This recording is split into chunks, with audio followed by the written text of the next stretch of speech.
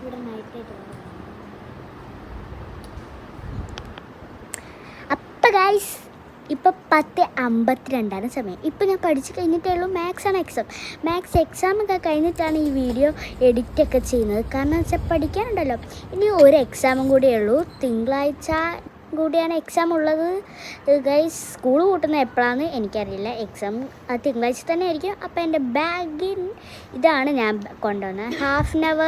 Half day സ്കൂളാണ്. ഏട്ടന് half day തന്നെയാണ്. ബട്ട് ആഫ്റ്റർനൂൺ തൊട്ട് ഈവനിങ് വരെയാണ്. എനിക്ക് മോർണിംഗ് തൊട്ട് ആഫ്റ്റർനൂൺ വരെയാണ്. അപ്പോൾ എൻ്റെ പൗച്ചിൽ എന്തൊക്കെയുണ്ട് നമുക്ക് കാണാം ഗൈസ്.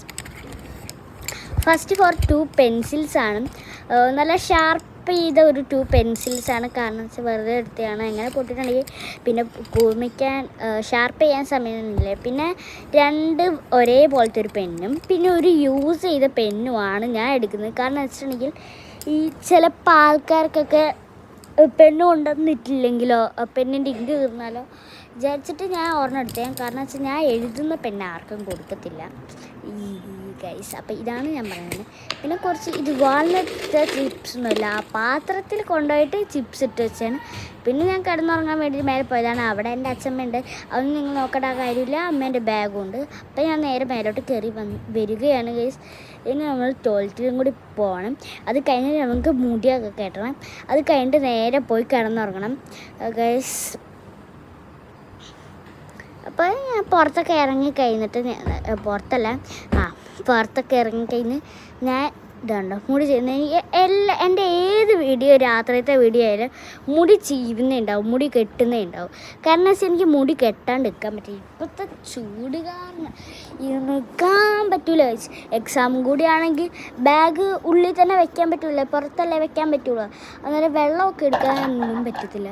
എന്ത് ചെയ്യാനാ, വെള്ളം കുടിച്ച് ദാഹിക്കും ഗൈസ്. പിന്നെ ഞാൻ സ്ട്രെയിറ്റ് ആവുന്നൊരു ഹെയർ എന്ന് പറയുന്നത് സ്ട്രെയിറ്റ് ആവുന്നൊരു ചീർപ്പ് എടുത്തിട്ട് ചീവിയിട്ടുണ്ട്. എന്നിട്ട് ഞാൻ നേരക്കിട്ട് ഇതാണ് ലുക്ക്. പിന്നെ എൻ്റെ നേരെ റൂമിലേക്ക് കയറി വീഡിയോ ഇടാമെന്ന് വിചാരിച്ചു. പക്ഷെ നിങ്ങൾ ഇതൊന്നും നോക്കേണ്ട ആവശ്യമൊന്നുമില്ല. ഇവിടെ അരുമ്പനിയനുള്ളത് ഞാൻ റിപ്പീറ്റ് അടിച്ച് പോയതാണ് ഗൈസ്.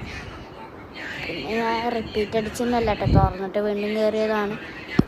പിന്നെ ഞാൻ എൻ്റെ പുതപ്പൊക്കെ എടുത്തു. എൻ്റെ പുതപ്പ് പഴഞ്ചാച്ചി പുതപ്പൊക്കെ പോലെ തോന്നി.